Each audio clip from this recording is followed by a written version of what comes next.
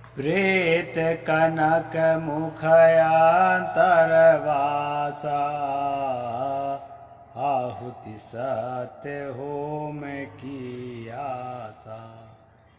ई बहनी कुल बहनी कहावै, ई गृह जा रे वो गृह मारे।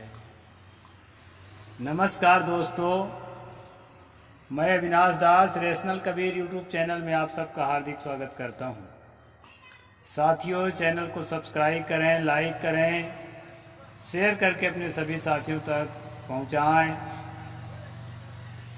और जो है बेल आइकन को ज़रूर प्रेस करें।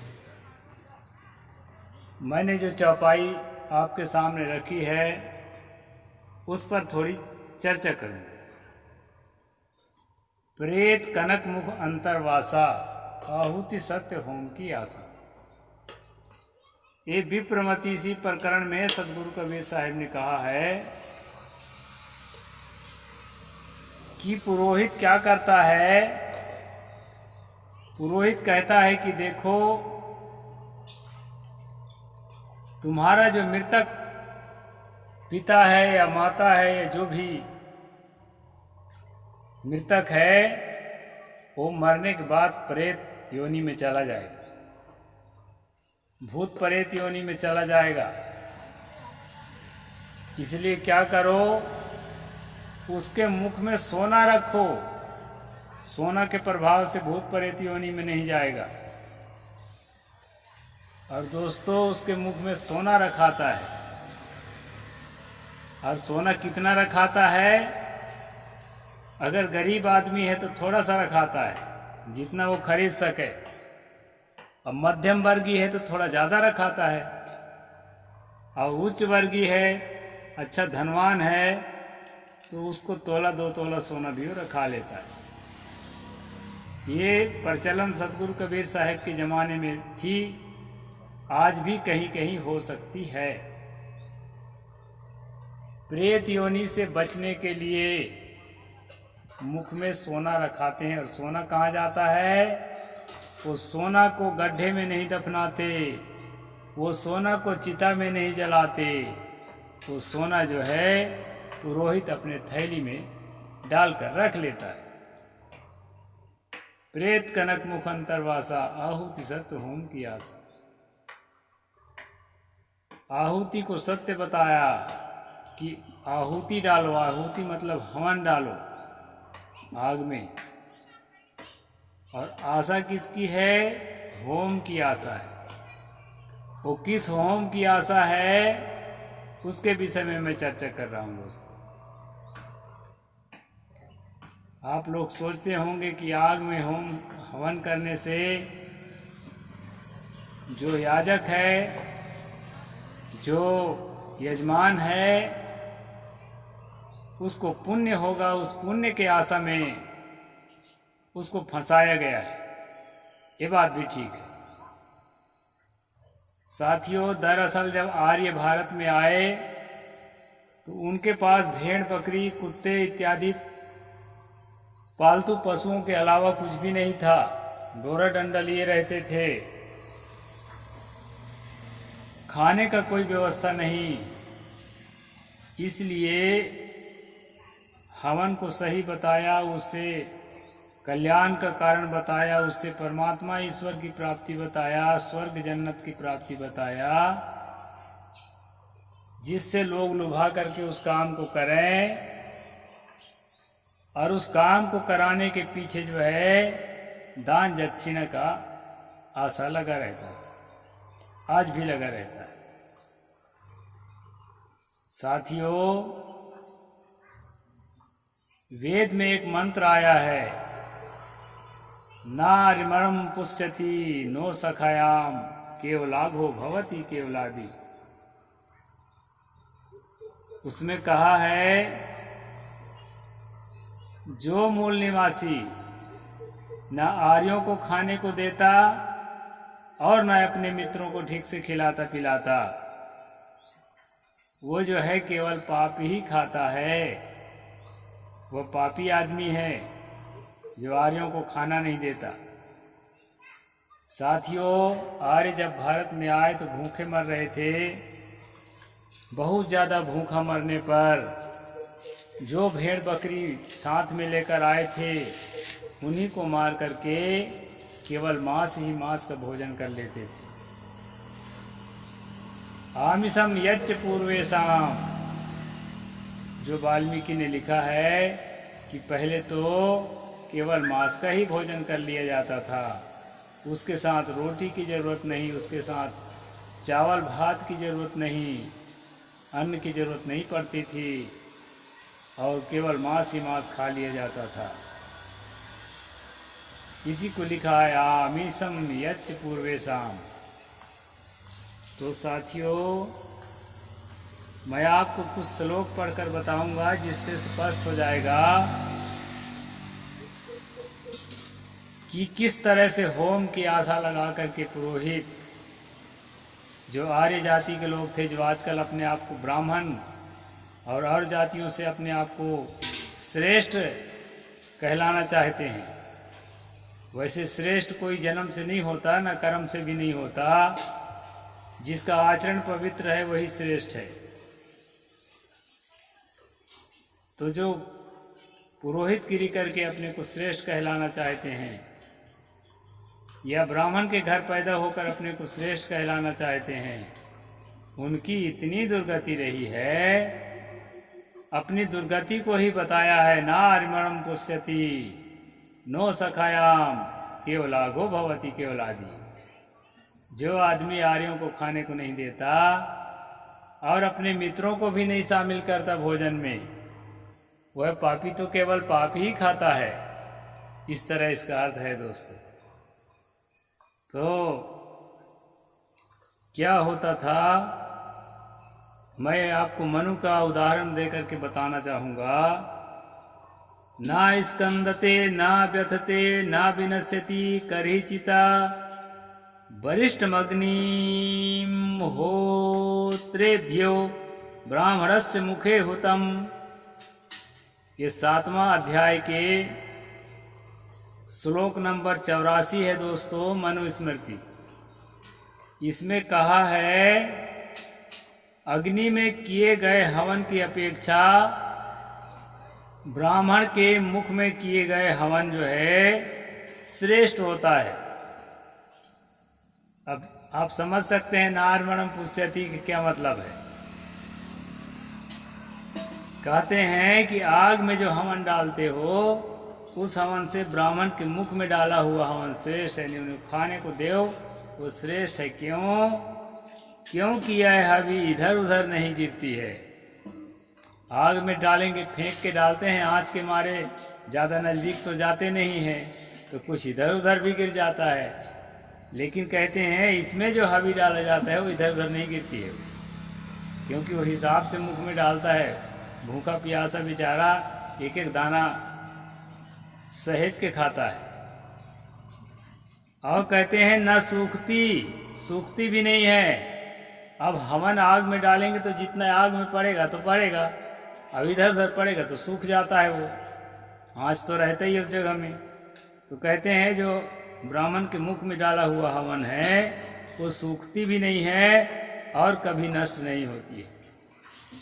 अब नष्ट तो हो ही जाएगी पेट के अंदर जाने के बाद, पच के उसमें जो शरीर के लिए उपयोगी तत्व हैं, न्यूट्रिशंस हैं, वो शरीर के लिए उपयोगी बनेंगे और बाकी है मल मूत्र पेशाब पसीना से बाहर हो जाएंगे।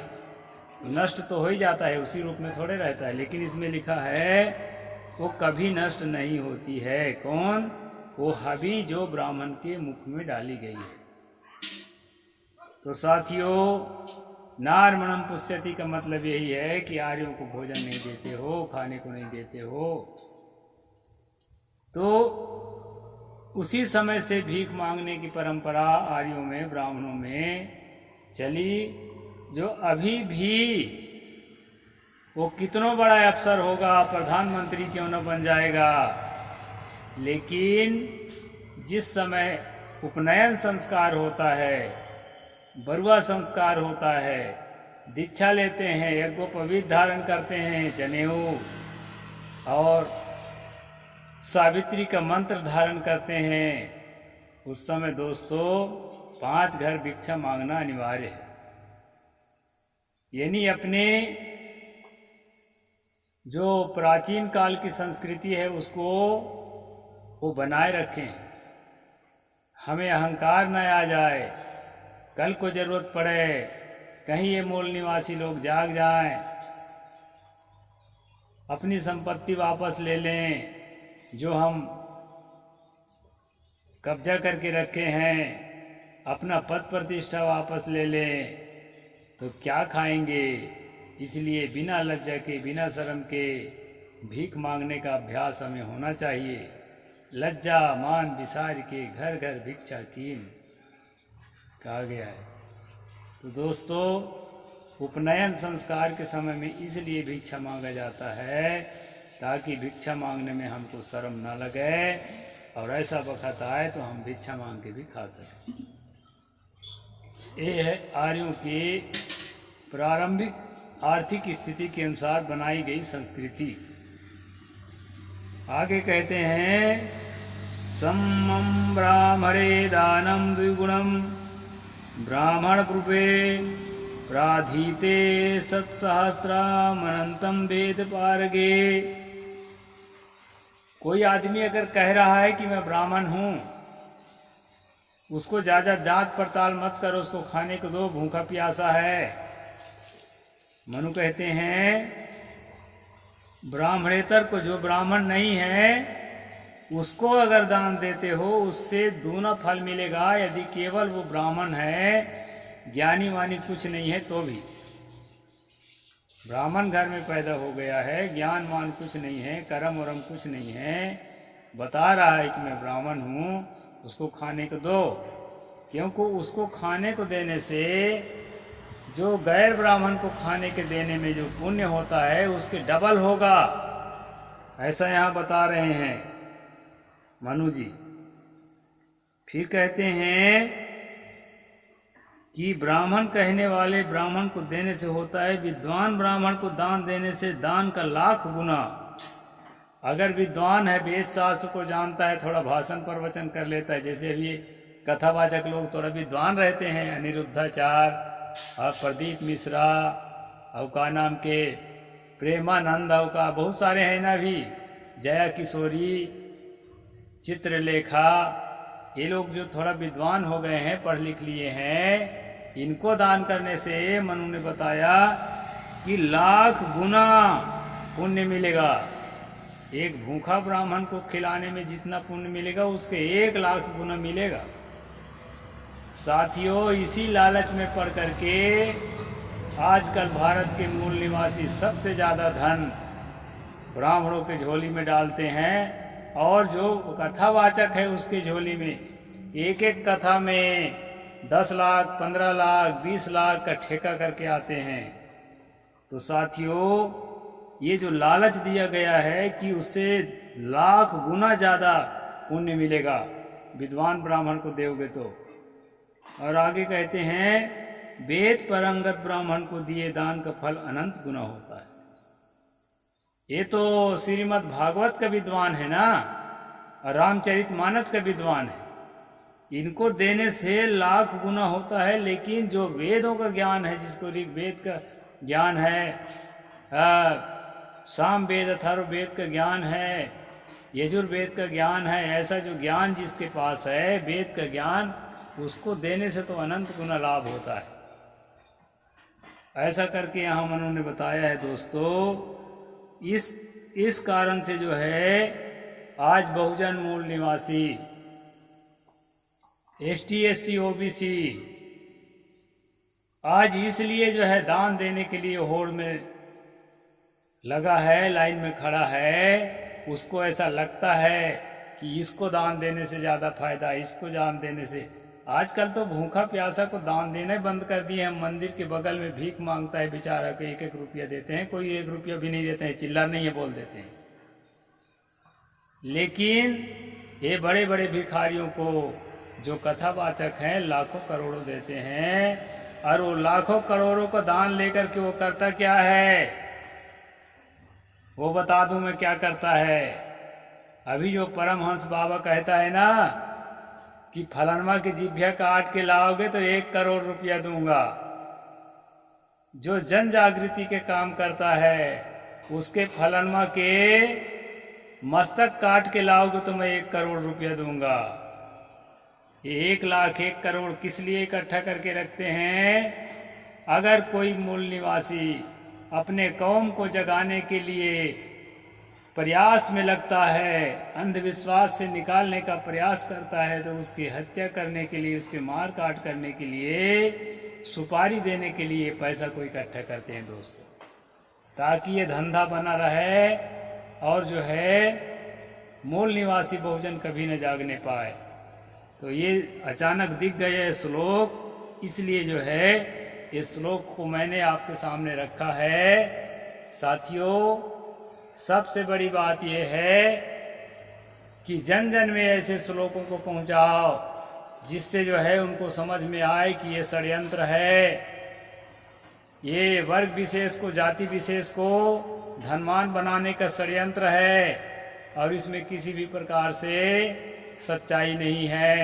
इस बात को जब ठीक से बहुजन जनता जानेगी, महिलाएं जानेंगी, तो ये जो अंधविश्वास के लाइन में खड़े हैं उससे हटेंगे, और जब उससे हटेंगे तो कल्याण का रास्ता खुलेगा और मुक्ति का रास्ता भी खुलेगा।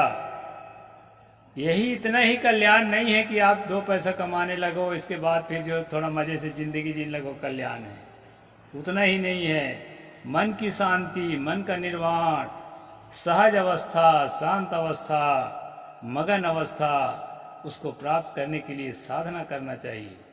अगर आप बुद्धिज्म फॉलो करते हैं तो अष्टांगिक साधना करें, और अगर आप कबीर पंथ फॉलो करते हैं तो सहज समाधि का अभ्यास करें। इस तरह से सहज समाधि के अभ्यास भी करना है दोस्तों। और जो है ये ठगुआ लोगों के श्लोकों को पढ़ करके, श्लोकों को सुन करके, बदमाश लोगों को जो अपने आप को धार्मिक और विद्वान और वेद परंगत कहते हैं, ऐसे लोगों को दान देने से बचो। इसके दान देने से पाप नहीं, पुण्य नहीं होता, पाप ही होता है। क्योंकि इनको दान देने से वो पैसा कहाँ लगाएंगे? आप ही के लोगों को मारने में, काटने में, दमन करने में। अभी देखिए ना, छत्तीसगढ़ बलौदा बाजार में सतनामियों का जैद खम काट दिया गया।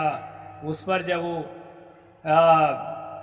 प्रदर्शन करने लगे तो जरूर उनको दबाव डाला गया होगा, उनके अनसुनी किया गया हो, उनको दमन करने की कोशिश किया गया होगा। बेचारे कम पढ़े लिखे असंवैधानिक कार्य करने के लिए उतारू हो गए और कलेक्टर ऑफिस, एसपी ऑफिस और आसपास के गाड़ियों में आग लगा करके और जो है अपना करियर खराब करके जेल चले गए। बहुत लोगों को अरेस्ट कर लिया गया।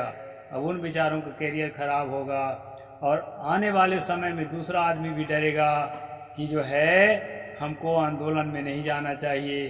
साथियों, आंदोलन में तो जाना चाहिए, लेकिन शांतिपूर्ण आंदोलन करना चाहिए और धीरज रखना चाहिए। एक न एक दिन जो है परिणाम निकल कर आता है। तो ऐसा मैं मानता हूँ।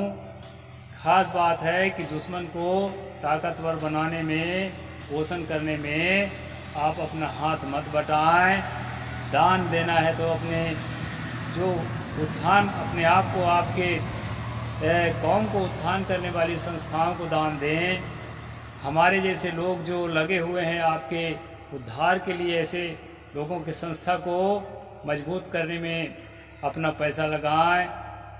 गलत जगह में पैसा लगाएंगे तो आपकी आने वाली पीढ़ियां जो है बर्बाद होंगी। तो इस दृष्टि को रख कर के दोस्तों मैंने वीडियो बनाया है। साहिब बंदगी। जय जोहार, जय भीम, जय भारत।